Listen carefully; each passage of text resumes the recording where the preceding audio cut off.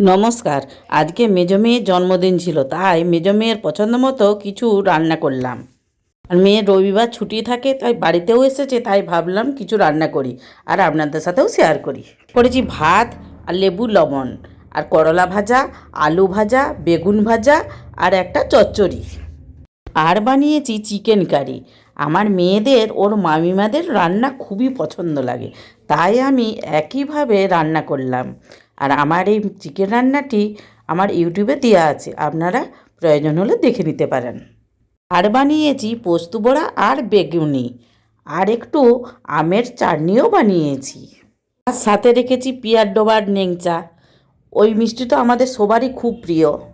আজকের থালিটি আপনাদের ভালো লাগলে একটা লাইক ও কমেন্ট করবেন, প্লিজ সাবস্ক্রাইব করবেন।